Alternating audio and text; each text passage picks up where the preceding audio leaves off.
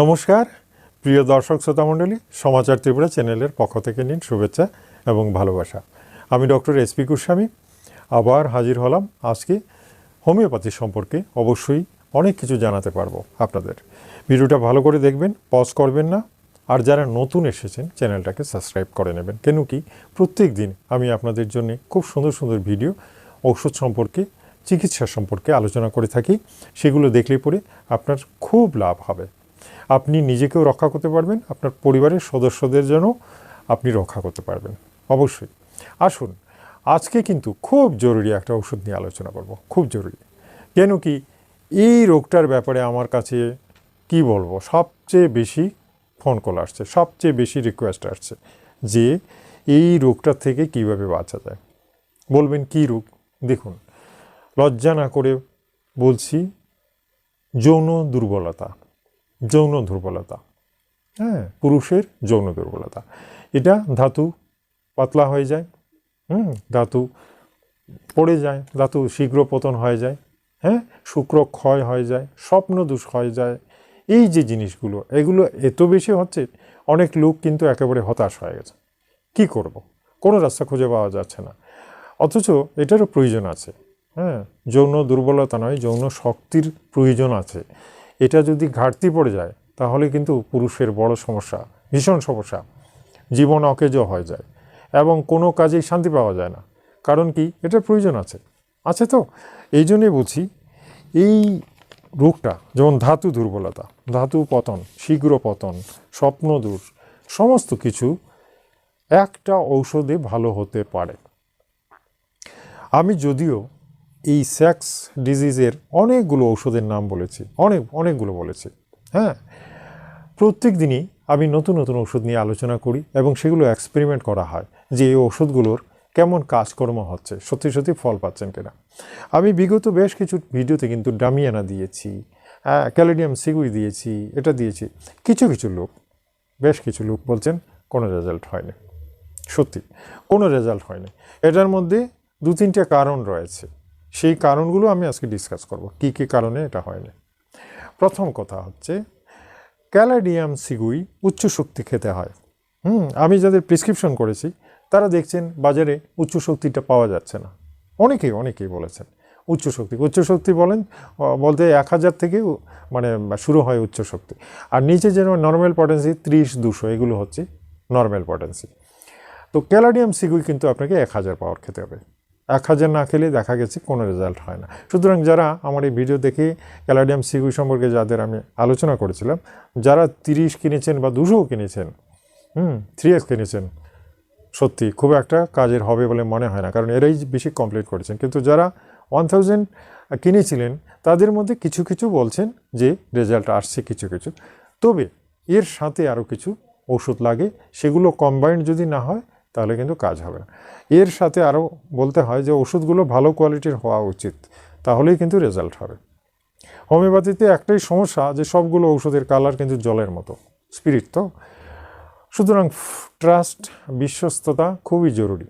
আর এই বিশ্বস্ততাটা তখনই আসে যাদের ওষুধ খাওয়ার পরে রেজাল্ট আসে, আমি তাদেরকেই প্রেফার করি, হ্যাঁ। সুতরাং এই ওষুধগুলো সেখান থেকে না কিনে, হ্যাঁ, সরাসরি আমাকে বলে দিলে হয়, আমিও পাঠিয়ে দিতে পারি, নো প্রবলেম, ঠিক আছে।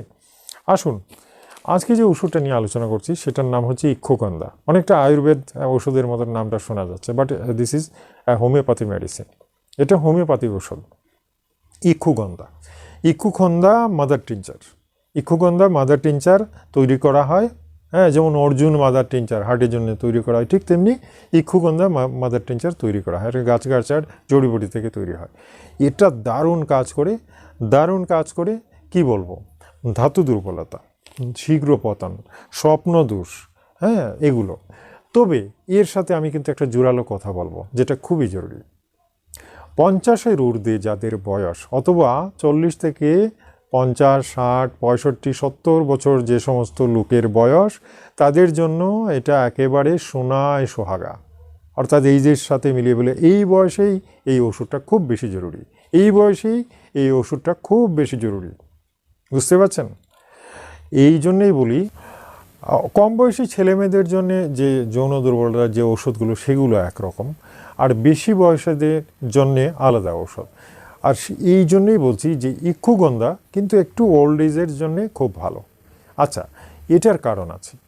ইউরিনারি ট্র্যাক ইনফেকশন বা প্রস্রাব সংক্রান্ত অনেকগুলো রোগ থাকে, যেটা প্রস্টেট, আপনারা জানেন প্রস্টেট গ্ল্যান্ড বেড়ে যায় অনেকের, যাদের বয়স বেড়ে যায়, যে সমস্ত পুরুষ মানুষের বয়স বেড়ে যাওয়ার পরে প্রস্টেট গ্ল্যান্ড বড় হয়ে যায়, ফুলে যায়। তো আর ফুলে গেলে যে সমস্যাগুলো হয় সেটা হচ্ছে প্রস্রাব ফোঁটা ফোঁটা করে বের হয়, বা করতে কষ্ট হয়, বা ওখানে প্রস্টেট গ্ল্যান্ড বেড়ে গেলে ছিদ্রটা নালিটা ছোটো হয়ে যায়, বাধা পায়, প্রস্রাব করা যায় না, করলেও ফোঁটা ফোঁটা হয়ে পড়ে। সেটাকে অনেকে কিন্তু অপারেশনও করেন।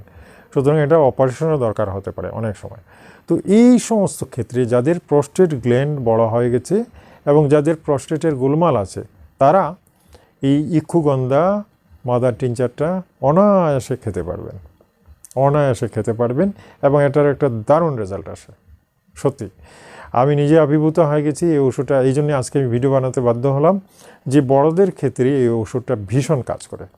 বুঝতে পারছেন? ইক্ষুগন্ধা মাদার টিনচার, কথাটা মনে রাখবেন। আমি অনেক ঔষধ লিখেছি যৌন দুর্বলতা সম্পর্কে, তবে বয়স্কদের জন্য আলাদাভাবে কোনো ভিডিও করা হয়নি। আজকে আমি সেটা করলাম, এবং সেখানে আমি ইক্ষুগন্ধার নামটাই উল্লেখ করেছি, এবং এই ওষুধটা আমি রিসার্চ করে বের করেছি যাতে করে আপনাদের জন্য এটা একেবারে সোনায় সোহাগা হয়। তাই বলছি, চোখ বুঝিয়ে, যাদের বয়স বেশি এবং তাদের ধাতু দুর্বলতা রয়েছে, তার সাথে যদি প্রস্টেট গ্ল্যান্ডের সমস্যা থাকে বা না থাকে তাতেও কোনো অসুবিধা নেই, থাকলে তো আরও ভালো, আর যদি না থাকে তাহলেও কাজ হবে। কিসে কিসে কাজ হবে? ওই যে বললাম, ধাতু দুর্বলতা, শীঘ্র পতন, যৌন দুর্বলতা একেবারেই অকেজ। এই অবস্থাতে আপনারা এই ওষুধটা খেতে পারেন। কীভাবে খাবেন? আধা কাপ জলের মধ্যে 10 ফোঁটা থেকে 15 ফোঁটা ঢালবেন, ঢেলে দিনে 2 বার করে খাবেন। ঠিক আছে?